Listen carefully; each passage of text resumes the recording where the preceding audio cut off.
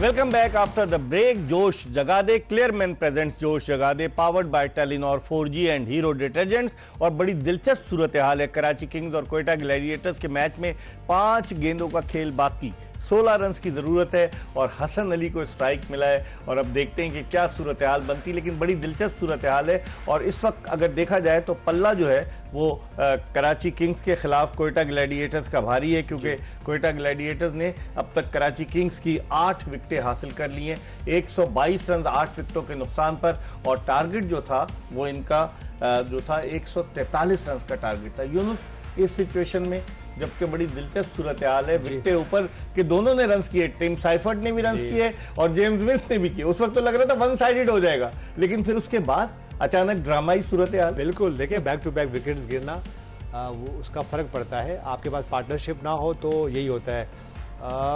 ये बहुत ही अच्छी बॉलिंग कर रहे हैं फ़हीम अशरफ और उनके जो है उनको हिट आउट करना इस वक्त बहुत मुश्किल लग रहा है।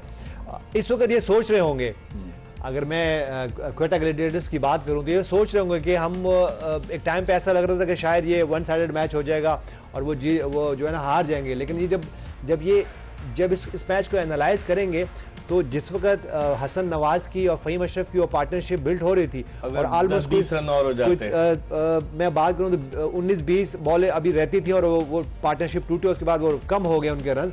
तो इस वक्त वो देख रहे होंगे कि अगर वो कहीं से 20-25 रन और हो तो और मुश्किल होती। ठीक। और ये एक और शॉट और मेरे ख्याल से ये जो है 2 रन होंगे। मतलब मैच खुरम, आपकी क्या राय है? मैच खत्म हो गया? देखिए ऑलमोस्ट खत्म हो गया, 14 रन चाहिए 2 गेंदों पे। आइदर कोई नो बॉल हो जाए, फिर 2 छक्के हो जाए तो बड़ा इफ बट वाला हो गया, वो गेम ओवर हो गया। देखिए मैं पहले दिन से बोल रहा हूँ। अच्छा एक चीज आज हम अगर डिस्कस करें तो ये अच्छा हो रहेगा, कल के मुकाबले में पिच आज और जो परसों मैच हुआ था याद होगा, जिसमें बड़ी हुआ था कि भाई क्या विकेट था और पिच यूं था। मुल्तान की बात कर रहे हैं जो परसों जिस पे बॉल निकल रहा था कराची में, अगर आपको याद हो। उसके बाद कल उसी से रिलेटेड थोड़ा बहुत था और आज ऐसा पिच में कुछ भी नहीं था, मगर जहनों में वही चीज थी कि कल की तरह होगा।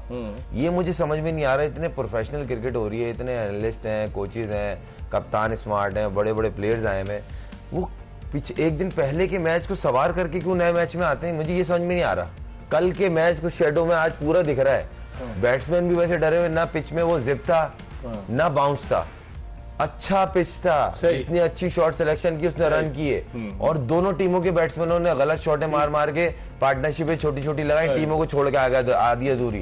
आप टिम शेफर्ड आज जितनी बॉलें खेल गए थे, इनको चाहिए था फिनिश करके आते। यूनुस भाई ने सही कहा कि वार्नर ने जब कल टाइम लिया तो वो किनारे लगा के गया था वो अपनी टीम को। लेकिन यूनुस अब एक गेंद पर 10 रन नामुमकिन लगता है। अब तो अगर कोई वाइट बॉल, कोई ड्रामाई सूरत है, नो बॉल 1-2 ना हो जाए, तो आप समझते हैं कि इस शिकस्त की जिम्मेदारी कराची किंग्स के कैसे आयद होती है? उनकी नाकिस प्लानिंग, उनके बैट्समैनों का जो हिसाब किताब करके न खेलना, किस तरह से आप देखते हैं? जी बिल्कुल। और एक कोयटा ग्लैडिएटर्स जो मैच जो है वो ऑलमोस्ट 5 रन से जीत गई। मेरे ख्याल से देखिए पार्टनरशिप का ना होना, 1-2 प्लेयर जैसे टिम साइफर्ट और जेम्स विंस की वो 73 रन की आउट की पार्टनरशिप थी, उसको आगे नहीं लेके जाना। और ख़ासतौर पर जब आप चेस कर रहे होते हो तो आपने अपने आप को कोई ऐसा प्लेटफॉर्म देना है। ठीक है, या तो आप ऐसा करें कि अगर मैं टिम साइफर्ट की बात करूँ, 26 बॉल पे 47 रन किए हुए थे, उसके बाद 29 बॉल्स पे जेम्स विंस ने 30 रन किए थे। या तो आप ये करें कि 29 बॉल्स खेलें और 70-80 रन कर दें, ताकि जो नेक्स्ट बैटर्स हैं उनके लिए बहुत ही आसान हो जाए और रन बॉल से भी नीचे आ जाए। या तो ये कर लें,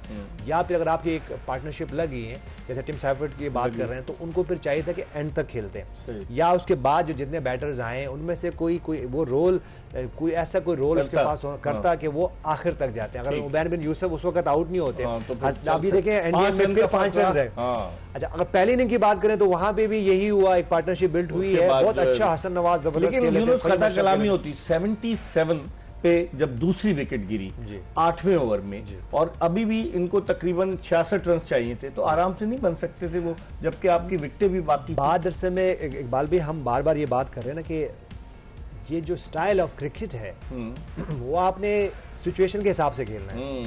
अगर आप अपने आप को एक वन डायमेंशन प्लेयर बना लोगे, आप नेट्स में जाओगे और आप चौके छक्के और बाउंड्री की जो है ना कोशिश करने की कोशिश करेंगे तो आपको कहीं ना कहीं, अगर आप गेम्स में देख लो, जब भी आप 100 रन करते हो, तो अगर मैं उसके एनालाइज करूंगा या उसकी डिटेल में जाऊंगा तो उसमें सिर्फ बाउंड्रीज नहीं होंगी।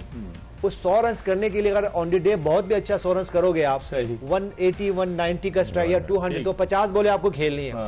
तो उस 50 बॉलों में 50 छक्के तो नहीं होंगे, 50 चौके नहीं होंगे, उसमें कहीं ना कहीं सिंगल डबल्स, अगर परसेंटेज की बात करूंगा तो कहीं ना कहीं 40-60 का ही परसेंटेज होगा। तो मेरे ख्याल से प्लेयर्स को ये चाहिए कि सिचुएशन को रीड करें, और खास तौर पे जो मिडिल के बैटर्स हैं उनको, ठीक है बाज़-औक़ात मिलता है कि आपको 2-3 ओवर मिले हैं, ठीक, लेकिन आपको कहीं ना कहीं अपने आप को ऐसे एजुकेट करना है, ऐसे प्रिपेयर करना है मैच के लिए कि अगर मुझे जाके रना बॉल खेलना हो तो उसके लिए भी मेरी प्रिपरेशन हो। खुर्रम, बॉलिंग में आप देखिए मोहम्मद आमिर ने बड़ी अच्छी बॉलिंग की, 4 ओवर में 26 रन देकर 2 विकेटें ली, और मोहम्मद वसीम जूनियर ने जो पहला मैच खेल रहे थे 4 ओवर में 22 रन देकर 2 खिलाड़ियों को आउट किया। इन दोनों की वजह से भी फर्क पड़ा और प्रेशर पड़ा। जिस तरह आमिर ने सेकंड लास्ट ओवर किया, समझते हैं तजुर्बे का कोई नेमुल बदल नहीं। वो तो इसमें कोई डाउट नहीं। इस टाइम पूरी पीएसएल में लोकल बॉलरों में सबसे smart clever bowler Mohammad Amir, इसमें कोई डाउट ही नहीं। वो आपको नए बॉल पे भी वेपन के तौर पे आता है, आपको ब्रेक थ्रू देता है, इवन 2 ओवर करता है ना, अगर एक मेडन देता, विकेट नहीं मिलती, आपको मैच में ले आता है वो। और फिर एंड में जिस तरह वो अपनी वेरिएशंस के साथ बॉल करता है, बाकायदा पूरा बैट्समैन को डिसीव करवाता है कि मेरा ये प्लान है, इस पे आपने जाना है। बहुत कम प्लेयर होते हैं जिस तरह वो गेम में आते हैं। और मुझे कहीं ना कहीं ऐसा लगा, आमिर अबरार सही है, इन 2 के गिर्द घूम रही है, मगर 3 डाउट है, ये खुर्रम, वसीम और फ़हीम। वसीम जूनियर का मुझे बहुत अच्छा लगा, आज 143 पॉइंट समथिंग पे बॉल, लेकिन मुस्तकिल करे ना, कंसिस्टेंट होना चाहिए। बैठे हुए थे, भूखे थे, मैच मिला, अपॉर्चुनिटी ढूंढ रहे थे, तो ये बॉलिंग में थोड़ा सा। लेकिन यूनुस आप ही कप्तान थे जब मोहम्मद आमिर को टीम में लाया गया 2009 में, फिर जब आप T20 वर्ल्ड कप के कप्तान थे तो मोहम्मद आमिर उस टीम में भी था। मोहम्मद आमिर उससे पहले 2008 के अंडर 19 वर्ल्ड कप के लिए गया कुआलालंपुर, जहां इमाद वसीम कप्तान थे। उस टीम में शान मसूद भी थे, बहुत सारे प्लेयर, अहमद शहजाद भी थे, वहां उसको डेंगू हो गया। लेकिन फिर आपकी मुझे वो बात याद है, एक दफा मेरी आपसे बात हुई तो आपने कहा था इकबाल भाई एक बड़ा अच्छा लड़का है, बहुत तेज गेंदें कर रहे हैं, तो उस वक्त आमिर में आपने देखा था पोटेंशियल? बिल्कुल, देखिए बाज़-औक़ात आपको ये जो डिसीजंस होते हैं ये आपको लेने पड़ते हैं, और मुझे लगता है कि अगर आप टाइमली किसी प्लेयर के लिए डिसीजन ले लो ना, तो वो कहीं ना कहीं पे ऑफ होता है। मेरा भी मोहम्मद आमिर को पिक करना, मैं बिल्कुल ये नहीं कहूँगा कि वो उसको कुछ भी नहीं खेले हुए थे, फर्स्ट क्लास क्रिकेट खेल रहे थे और हमारे अगेंस्ट भी खेले हुए थे। मैं उनके खिलाफ खेला, 1-2 सीज़न में वो उस वक्त खेले हुए थे, बिल्कुल यंग प्लेयर नहीं थे। जब फर्स्ट क्लास के मैचेस में मैंने उनकी बॉलिंग देखी तो मुझे उन पर पोटेंशियल लगा। और फिर देखिए आपको डिसीजन जो बाज़-औक़ात आप आगे फ्यूचर में भी देख रहे होते हो, उस वक्त अगर मैं उस वक्त अपने प्राइम जो हमारा प्राइम बॉलर थे वो थे सुहेल तनवीर, और सुहेल तनवीर को कहीं ना कहीं इंजरी जरूर होती थी। तो मेरा इनको पिक करने के लिए या इवन पुश करने के लिए वजह भी यही थी कि अगर हम अपनी बॉलिंग लाइन के देख लें तो उमर गुल वहाँ पे थे, उसके ऊपर राव इफ्तिखार वहाँ पे थे, उसके बाद अगर मैं बात करूं तो हमारे पास कोई लेफ्ट आर्म के एक ही ऑप्शन थी और वो थी सुहेल तनवीर। लेकिन मुझे कहीं लगा कि शायद ये इंजरी क्योंकि उनकी तो मुझे एक लेफ्ट आर्म फास्ट बॉलर लेके जाना था, तो मुझे वहां से मैंने सिलेक्टर्स के साथ बात की, पहले नहीं माने लेकिन फॉर समहाउ मैंने उनको मनाया और फिर इन द एंड में मुझे हमारी टीम को फायदा हुआ। तो आपने सुनी मोहम्मद आमिर की कहानी, हम आपको काफ़ी चीज़ें बताते रहेंगे इस प्रोग्राम के जरिए, आपकी मालूमात में इजाफा करते रहेंगे। इस वक्त हम प्रोग्राम के आखिरी ब्रेक की तरफ बढ़ रहे हैं और आखिरी ब्रेक के बाद जब वापस आएंगे तो पॉइंट्स टेबल भी डिस्कस करेंगे। कोयटा ग्लैडिएटर जो नीचे थी कराची किंग्स के तो 6 पॉइंट्स थे, लेकिन अब कोयटा ग्लैडिएटर्स के भी 4 पॉइंट्स हो गए। इस पर बात करेंगे एक ब्रेक के बाद। यूनुस खान और खुर्रम मंजूर हमारे साथ मौजूद होंगे।